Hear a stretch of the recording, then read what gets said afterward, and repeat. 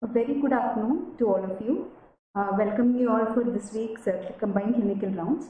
The first half of this session would be presented by the Department of Radiation Oncology, the topic being a curious case of paraparesis in a young child. The consultant in charge of the case is Dr. Ahitagni Biswas, and the presenters would be myself, Dr. Yusra, Senior Resident, Department of Radiation Oncology, and Dr. Anubhav, Senior Resident, Department of Pathology. So there are a myriad of causes for low backache and paraparesis in a pediatric age group. Commonly infective, inflammatory, demyelinating, neoplastic disorders, as well as trauma. Here we will highlight a case of a 6-year-old boy who had presented with progressively increasing low back pain and paraparesis due to a rare spinal tumor. So the outline of the talk would be the clinical presentation by myself and Dr. Anubhav from Pathology, and case discussion and conclusion by Dr. Ahitagni Biswas. So coming to the case presentation proper, this case is a 6-year-old boy who was studying in class 1 with no significant past or family history. He had initially presented about 5 months ago with low back ache, more on the left side than the right, initially very mild, progressively increased to radiating to bilateral lower limb. A month after the onset of pain, there was gait abnormality with history of multiple falls over 1 month, and within another month, there was bilateral lower limb weakness and paraplegia. The child became bedridden. 2 weeks before the presentation, he developed sensory loss below the level of umbilicus, which was associated with constipation and urinary retention. So subsequently, he was investigated. A contrast-enhanced MRI lumbosacral spine was done, which showed a 1.5 into 1.5 into 4.7 centimeter intradural extramedullary mass, which was extending from the D10 to D12 images, causing compression and involvement of the conus medullaris and adjacent cord edema with intermediate signal intensity on T1 and T2 weighted images. You can see the T1 weighted images of the spine showing this lesion extending from D10 to D12. And the radiological impression was intradural ependymoma. So initially, the treatment was done in the form of gross tumor resection in a department of spinal surgery at a private center. Now I call upon Dr. Anubhav, who will present the post-op histopathological report evaluated at AIIMS. Good afternoon, everyone. So if we can see, we received the tumor sections, and this is a low power image, and this is a highly cellular malignant tumor. And the tumor cells are mainly arranged in sheets, and focally we can see it is arranged around the vessels, which is called as perivascular pseudo-rosetting pattern. And if we go on a still higher power, the individual tumor cells are polygonal with well-defined cytoplasmic borders, and they have eccentrically placed nucleus with the eosinophilic cytoplasm. And still there are some eosinophilic globules, and there are brisk mitosis. One of the picture shows mitotic figure, and on further proceeding with the immunohistochemistry, these tumor cells were immunopositive for epithelial membrane antigen and cytokeratin, which are the epithelial markers, and focal smooth muscle actin positivity was seen, which is a mesenchymal marker, and the tumor cells showed high proliferative index, approximately 50%, and they showed diffuse strong nuclear immunopositivity for this P53 IHC, and these tumor cells show loss of INI IHC, and they are coming positive in between endothelial cells and lymphocytes, which act as an internal control. So the tumor cells show loss of INI IHC. So based on all the features, this rhabdoid morphology and sheets, perivascular pseudo-rosetting pattern, these rhabdoid cells, brisk mitotic activity, and the tumor cells are showing both smooth muscle actin activity phenotype and epithelial phenotype, and brisk mitotic activity and loss of INI. So we came to the diagnosis of a typical teratoid rhabdoid tumor, which is a WHO grade 4 tumor.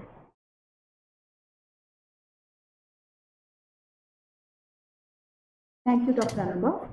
Then subsequently, the child underwent a post-op contrast-enhanced MRI of the entire neuroaxis, which was suggestive of post-operative changes from the D10 to D12 region, which is visible here. But it also showed at the L5-S1 junction a 9 mm enhancing soft tissue mass, which is visible in this T1 and T2 weighted images, which you can appreciate here. There were no lesions in the brain. On further investigation, to rule out any extra CNS involvement of this disease, the CSF cytology was done, which did not show any evidence of cancer. Ultrasound, KUB, and CCT chest was normal. Now, post-op, when he had come to IRCH, there was some residual problems left after the surgery. He had persistent urinary hesitancy, hypotonia, and decreased power in both the lower limbs, with the right limb having grade 1 power and the left limb having grade 2. The surgical opinion at the primary center from where he underwent the surgery initially was sought to deal with the drop metastasis from L5 to S1, but no further surgical intervention was planned.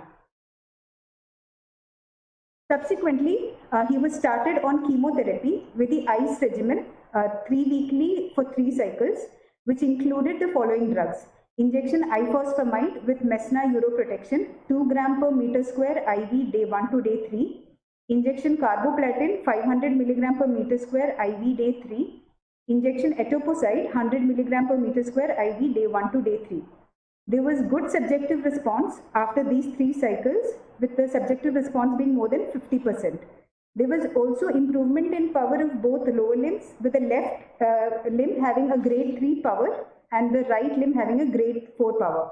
During these 3 cycles, the toxicities that the child had were grade 2 anemia and thrombocytopenia and grade 1 neutropenia. Subsequently, he underwent post-op radiotherapy.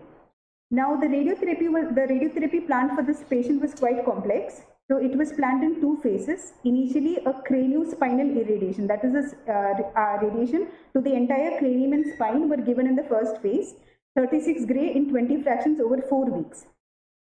After that, a local boost was given to the primary tumor bed as well as the spinal drop meds to a dose of 14.4 and 8 fractions over 1.5 weeks, with a total dose to the tumor bed and the spinal drop meds being 50.4 gray. So the cranial field was planned by 3D conformal technique, by German helmet technique, which I'll be showing in the next slide. And the spinal field was addressed by a partial spinal arc by volumetric modulated arc therapy. After the initial phase, the focal boost was again given by 3D conformal technique, both to the tumor bed boost and the spinal drop meds, by a direct posterior, right and left posterior oblique fields. The beam energy used was 6 MV X-rays for all the fields, and treatment was done on Elekta Versa HD medical linear accelerator. The toxicities during this was grade 3 leukopenia and neutropenia, grade 2 anemia, grade 1 dermatitis, and a grade 1 oral reaction. There were no major radiotherapy interruptions. So these are the images of the radiotherapy. So the initial image that you can see is we have delineated the entire cranium and the spinal cord in the entirety, including the thecal sac till the nerve root exits. Now this was our clinical target volume, and a 5 mm margin, isotropic margin, was given to generate the planning target volume, to which the dose of 36 gray was planned. Now further you can see there are 2 areas here. This was the initial tumor bed and this was the area of the spinal metastasis. Both of them were initially delineated as our gross tumor volume, and to them a 1.5 centimeter craniocaudal and a 0.5 mm expansion axially was given to generate our clinical target volume, and further a 0.5 mm margin is given to generate our planning target volume. That is the volume to which the actual radiotherapy would be given. So if you come to this section, this is the cranial field. Now cranial field is given the 3D conformal technique, and this is the German helmet technique, where the oral cavity and the sinuses and the nose involved here would be shielded by the multi-leaf collimators. These are the MLCs. So this is by the German helmet technique. Now if you come to the spine field, this was treated by a partial arc of 120 degrees, again treated with 6 MV X-rays. So you can see this here. So the entire spine field was treated with VMAT. Now, this again is showing you how elegantly the dose has been sculpted around our area of interest, that is our planning target volume, and also sparing our organs at risk with minimal dose anteriorly. Now, again, this is the boost. You can see in this the last image. This is the area where we've given the additional 14.4 gray radiation, that is to the initial tumor bed and also to the L5S1 region where the drop mets were there. Here also you can see the dose is very elegantly sculpted around area of interest only, sparing the rest of the body. And this was planned by, again, 3D conformal with a direct posterior, and you can see two oblique beams here in this image. So further, after the completion of radiotherapy, the child again underwent 3 more cycles of chemotherapy with the same regimen, ICE regimen. And the toxicity included grade 3 thrombocytopenia, grade 2 anemia, leukopenia, and neutropenia, complicated by a varicella zoster infection. By the end of this treatment, there was a subjective response of almost 75%. So on follow-up, at the end of this treatment, a contrast-enhanced MRI spine was done, which showed almost a 40% decrease in the size of the drop metastasis. A surgical opinion was again taken regarding operability of this drop metastasis, but it was advocated to just follow up this child. 6-monthly contrast MRI spine was done subsequently, and there was a serial decrease in the size of the metastatic lesion, leading to a complete response at 1 year after treatment completion. On the last follow-up visit, that is 30 months from the date of diagnosis, he was asymptomatic, neurologically intact, and in radiologically complete response. Now I call Dr. Rakhi Biswas for the discussion and the conclusion.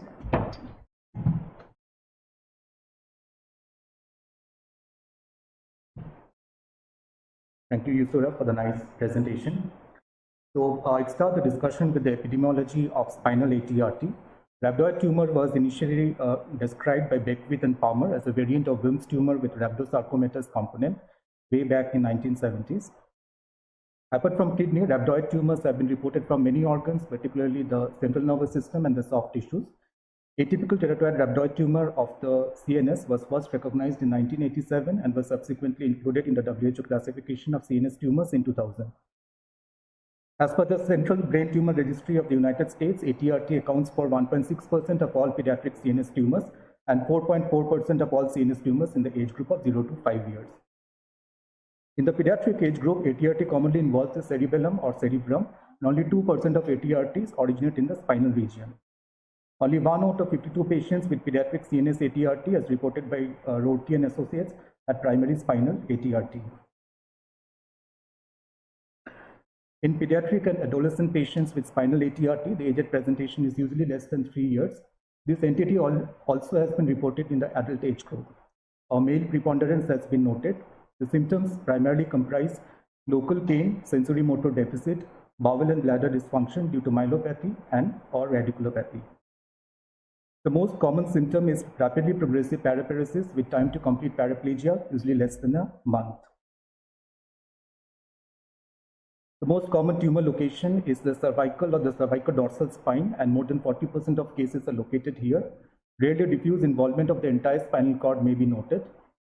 In a comprehensive review of 52 pediatric and adolescent patients with primary spinal ATRT by Lee and Associates, the tumor location was intradural in 26, extradural in 11, both intradural and extradural in 11, and the tumor location was not precisely stated in 4 patients. Out of the intradural tumors, 16 were intradural extramedullary, 9 were intradural intramedullary, and 1 had a combination of both. On CT scan, these tumors look hyperdense, owing to hypercellularity, and show heterogeneous post-contrast enhancement.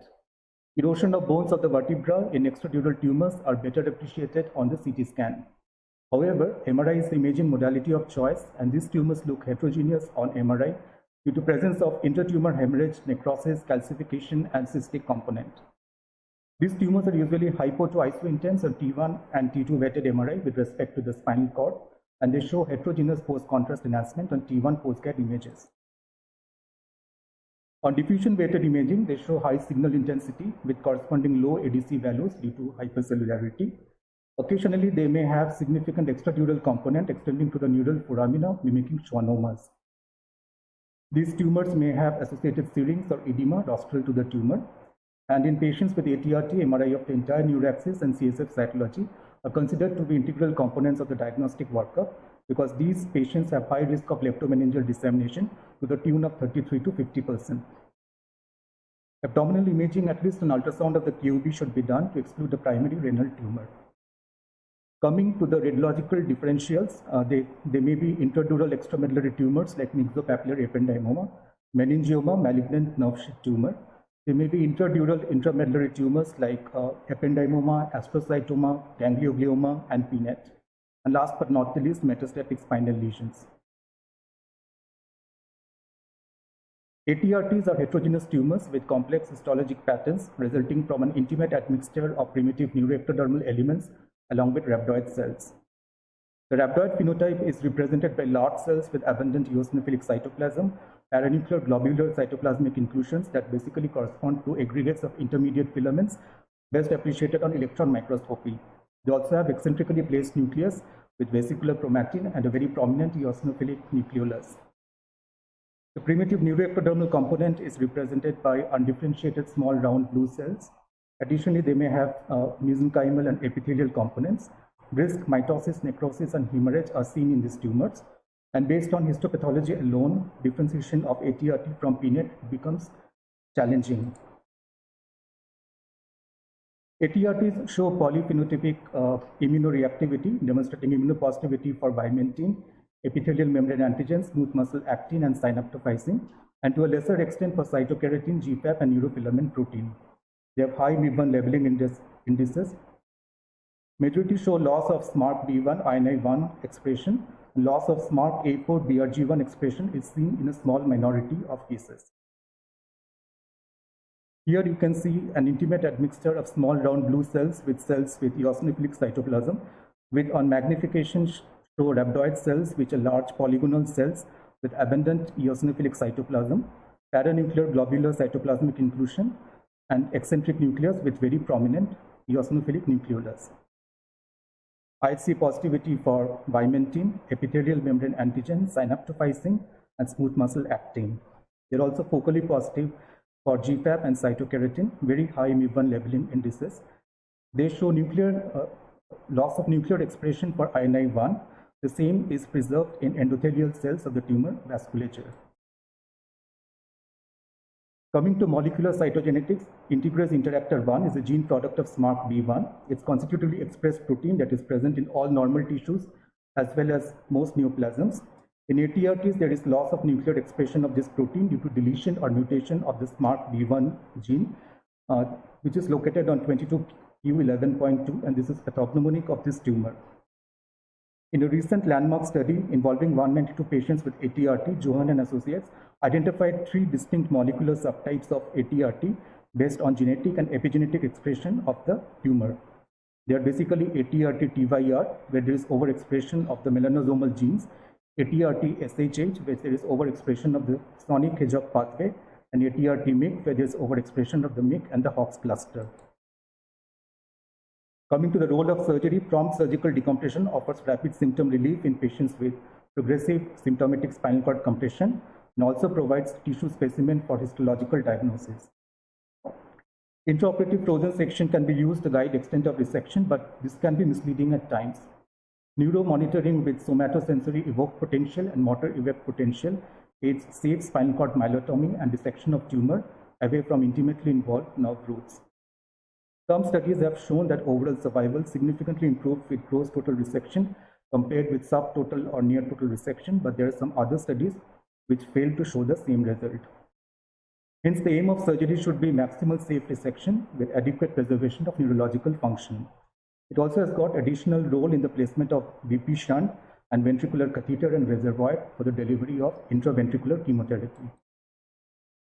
RT is an important component of the treatment in patients with ATRT. Craniospinal radiation followed by focal boost is advocated in children more than 3 years of age due to high propensity of leptomeningeal dissemination. In younger children less than 3 years, focal RT should be strongly considered because this is a critical time for neurodevelopment in a child. The RT dose to the tumor bed ranges from 50 to 56 gray, while the dose to the neuraxis ranges from 23.4 to 36 gray in conventional fractionation. In a meta-analysis of 147 patients with ATRT by Thali and Associates, the mean survival of patients who received RT in addition to chemotherapy was 18.4 months as compared with 8.5 months in patients who received chemotherapy alone. Buscariello and Associates used the SEER database from the United States to analyze survival outcome in 144 patients with ATRT treated from 1973 to 2008. Overall, 1/3 of the patients received post-operative RT. The median overall survival in the entire cohort was 10 months. On multivariate analysis, use of RT was found to be an independent predictor of overall survival and decreased the hazard of death by 90%. The impact of RT on overall survival was more pronounced in younger patients less than 3 years. Although the use of 3D conformal RT is acceptable for craniosspinal radiation or focal RT in patients with spinal ATRT, the current areas of interest include IMRT using helical tomotherapy or VMAT techniques, and more recently, proton beam therapy, preferably intensity modulated proton therapy. These techniques lead to superior target coverage with synchronous pairing of the critical organs at risk, thereby limiting the acute and late toxicities of radiation therapy. Chemotherapy is an integral part of multimodality management of patients with ATRT. Two basic chemotherapy backbones include the Children's Cancer Group 9921 regimen and the IRIS-3 regimen 36, which was used primarily in patients with parameningeal rhabdomyosarcoma. In a study involving 25 children with ATRT, Chi and Associates evaluated the role of modified IRIS-3 regimen, where they used temozolomide instead of dacarbazine in the original regimen, and triple intrathecal chemotherapy was delivered by alternate intralumbar and intraventricular routes. Induction chemotherapy was administered in 3 phases of 6 weeks each: pre-irradiation induction, chemo-irradiation induction, and post-irradiation induction. It is notable that 11 patients received focal RT and 4 patients received craniospinal irradiation. This was followed by maintenance and continuation phases of chemotherapy up to 51 weeks. This approach led to impressive 2-year PFS and OS rates of 53% and 70% respectively. In another retrospective study of 22 patients with ATRT from the Medical University of Vienna, Slavak and Associates compared the clinical outcome of patients treated uniformly with intensive chemotherapy and delayed radiotherapy versus patients treated variably as per the different initial diacritical chemotherapy in the management of patients with ATRT. Athali et al. In a meta-analysis of 147 patients with ATRT demonstrated that use of intrathecal chemotherapy led to significantly higher 2-year overall survival and freedom from distant CNS metastasis. In the Head Start 1 and Head Start 2 studies, intensive multi-agent induction and consolidation chemotherapy followed by autologous stem cell rescue was explored to avoid radiation therapy in young patients with ATRT, particularly those who achieved complete response at the end of induction chemotherapy.